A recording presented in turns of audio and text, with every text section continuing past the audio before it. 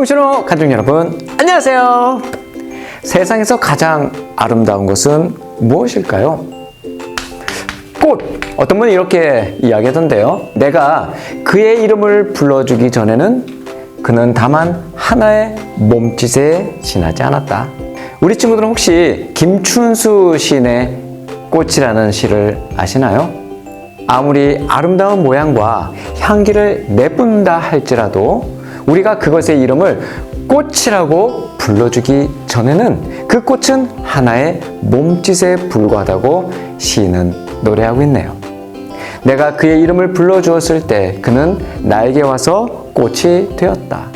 이 시인의 노래처럼 우리는 눈에 보이는 사물들과 생각하는 개념들에게 각각 이름을 부여하고 그 이름을 부를 때야 비로소 내게 의미 있는 것이 된다고 생각하지요. 그렇게 이름하여 부르는 것을 명사라고 하잖아요. 사람의 이름은 특별히 고유명사라고 하지요. 인류 역사를 통과한 모든 사람들은 부모로부터 이 고유한 이름을 부여받고 불리우게 됩니다. 그리고 지금까지 후손들에게 기억이 되지요. 우리가 매일 보는 성경에 나오는 수많은 인물들의 이름도 약간의 변화를 거쳐서 지금도 불리죠. 많은 영어식 이름들은 성경의 이름에서 영향을 많이 받았는데 대표적인 게 이런 거죠. 폴은 사도 바울에서 온 거잖아요. 피터는요, 베드로에서 온 거잖아요. 그쵸? 또 메어리는요, 예수님의 어머니 마리아에서 유래된 것이죠. 데이빗은요, 말할 것도 없죠. 이스라엘의 두 번째 왕인 다윗 아닙니까? 존은요, 그리고 제임스는요, 다 예수님의 제자인 요한과 야고보에서 유래된 거죠. 토마스는요, 토마스 열차가 생각나네요. 의심 많았던 도마죠. 제이콥은요, 이삭의 아들 야곱. 또 레이첼이라고 많이 쓰죠. 야곱의 두 번째 아내 라헬에서 유래됐답니다. 이렇게 현대에 이르기까지 막강한 영향력을 행사하는 이 성경의 이름은 저마다 독특하고도 고유한 의미를 지니고 있답니다.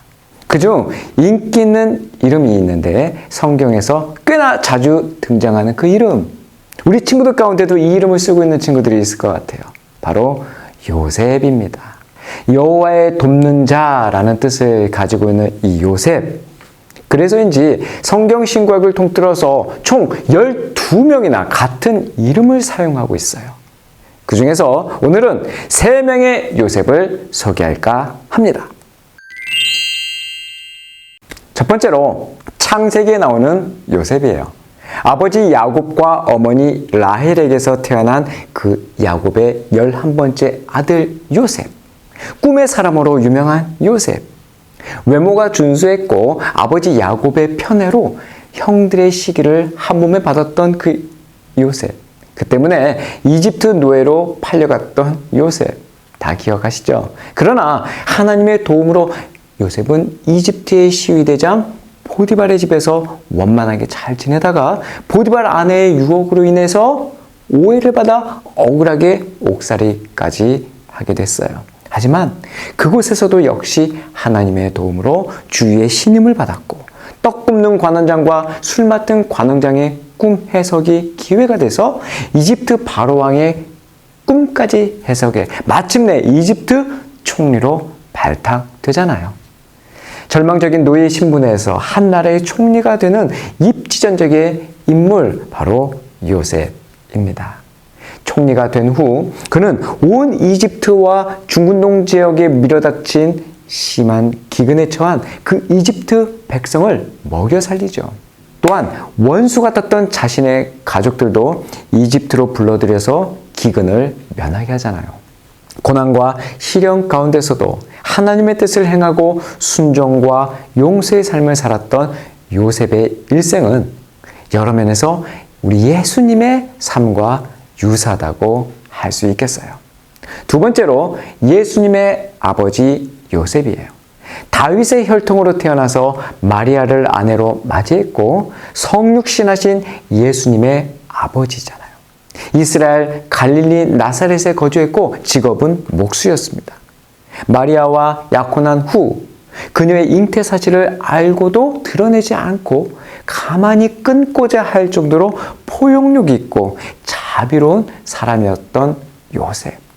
또 성령으로 잉태되었다는 천사의 수태고지 후에도 마리아를 데리고 와서 아기 예수가 탄생하기까지 동침하지 않은 정결하고 순종적인 사람이었던 요셉이었어요. 베들레헴 마구간에서 아기 예수님의 탄생을 함께했고 또한 모세의 법대로 아기의 할례와 결례 의무를 준수했어요. 헤롯 왕의 학살 음모 소식을 전해 듣고 가족과 함께 이집트로 피신했다가 일이 조용해진 후 나사렛으로 돌아와 살았던 그 요셉.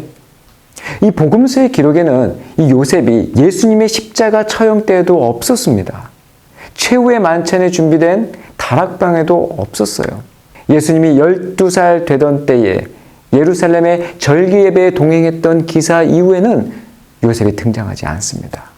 그래서 많은 학자들은 예수님의 공생에 전에 그 아버지 요셉은 죽은 것이 아닌가 그렇게 추측해요. 자, 이제 마지막 세 번째 요셉. 부자였던 아리마대의 요셉이에요. 아리마대 사람으로 경제적으로나 사회적으로 성공한 사람 요셉.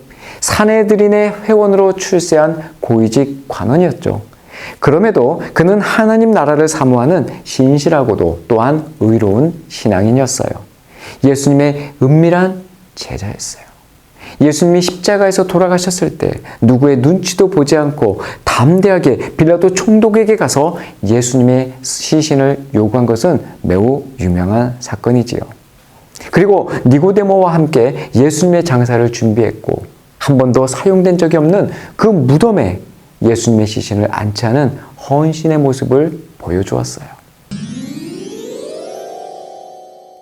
이렇듯 각자 시대와 지역은 달랐지만 자신만의 독특한 색깔로 인생의 족적을 남긴 3인 3색의 요셉들은 여호와의 돕는 자라는 이름의 뜻만큼이나 지금도 잊히지 않는 이름으로 강력한 영향력을 미치고 있답니다.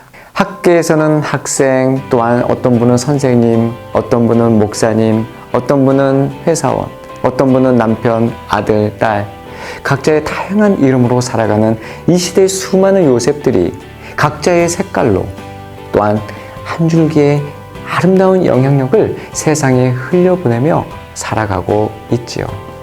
여러분의 이름은 어떤 뜻을 지니고 있나요? 김춘수 시인의 이 꽃의 마무리처럼 잊히지 않는 하나의 눈짓 같은 나만의 이름. 그 이름을 가슴 깊이 간직한다면 그 이름에 합당한 성령의 열매들이 삶의 현장 속에서도 주렁주렁 맺히지 않을까요? 여호와는 돕는 자라는 그 이름의 뜻이 요셉의 가슴에 깊이 간직되어 아름답게 살아냈던 그것처럼 말이죠. 정신호 가족 여러분, 다음에 만나요.